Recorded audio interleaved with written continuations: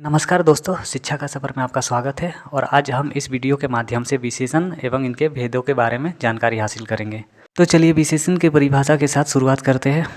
विशेषण संज्ञा या सर्वनाम की विशेषता यानी कि गुण, दोष, संख्या या परिमाण बताने वाले शब्द विशेषण कहते हैं। जैसे नीला आकाश, 5 किलो आम, पुराना किला आदि। विशेष्य जिन शब्दों की विशेषता बताई जाती है उन्हें विशेष्य कहते हैं। जैसे यहाँ कुछ तालिका दिया गया है। जैसे काली कमीज, कमीज विशेष्य है जबकि काली विशेषण है।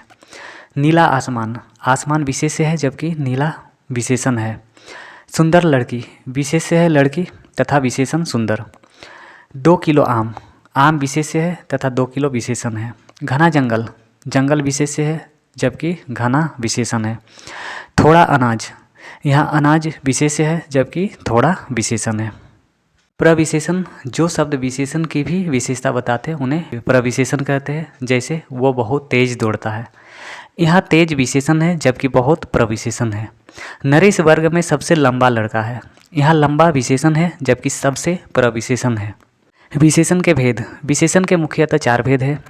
गुणवाचक विशेषण, संख्यावाचक विशेषण, परिमाणवाचक विशेषण तथा सार्वनामिक विशेषण।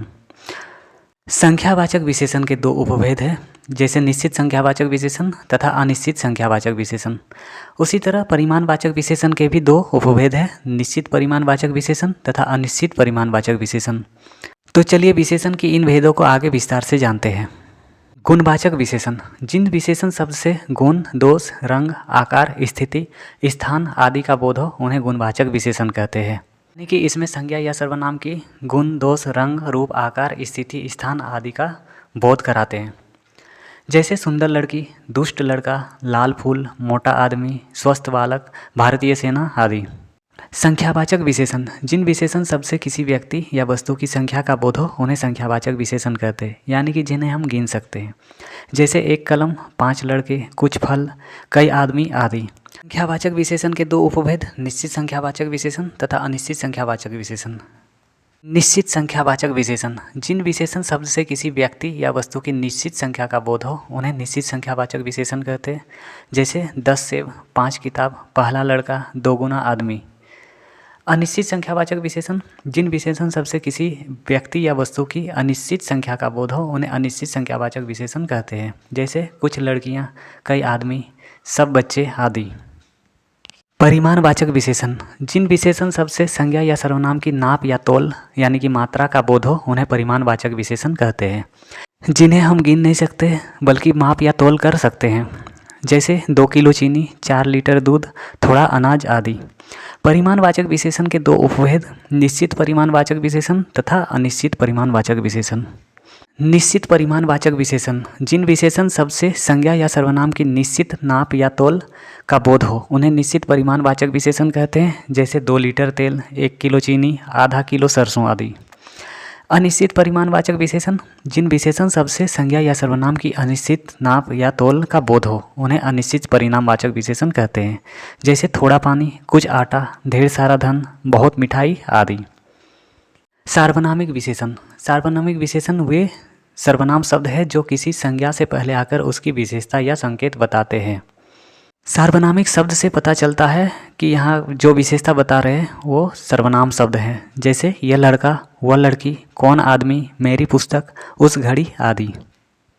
तो ये था विशेषण तथा उनके भेद। तो चलिए आगे जानते हैं विशेषण की कुछ और महत्वपूर्ण टॉपिक के बारे में। विशेषण की अवस्थाएं यानी कि डिग्री ऑफ कंपैरिजन। विशेषण की मुख्यतः 3 अवस्थाएं हैं, मूलावस्था, उत्तरावस्था तथा उत्तमावस्था। मूलावस्था इसमें किसी एक व्यक्ति या वस्तु की सामान्य विशेषताएं बताई जाती है, इसमें किसी से तुलना नहीं की जाती है। जैसे पायल सुंदर लड़की है। उत्तरावस्था इसमें 2 व्यक्तियों या वस्तुओं के बीच तुलना की जाती है, इसमें तर या से प्रत्यय का प्रयोग होता है। जैसे मधु पायल से सुंदरतर लड़की है। उत्तमावस्था इसमें 2 या 2 से अधिक व्यक्तियों अथवा वस्तुओं के बीच तुलना करके किसी एक को सर्वश्रेष्ठ या सर्वनिम्न बताया जाता है, इसमें तम प्रत्यय का प्रयोग होता है। जैसे सिम्मी सबसे सुंदर लड़की है। विशेषण की अवस्थाओं को इस तालिका के माध्यम से समझते हैं। जैसे मूलावस्था में साधारण शब्द का प्रयोग किया गया है, जबकि उत्तमावस्था में तर प्रत्यय लगाया गया है तथा उत्तमावस्था में तम प्रत्यय लगाया गया है।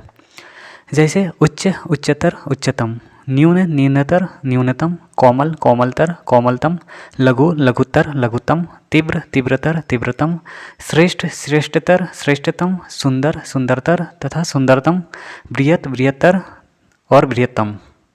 तब आज के लिए बस इतना ही। मिलते हैं अगली वीडियो में। इस सफ़र में हमारे साथ जुड़े रहने के लिए धन्यवाद।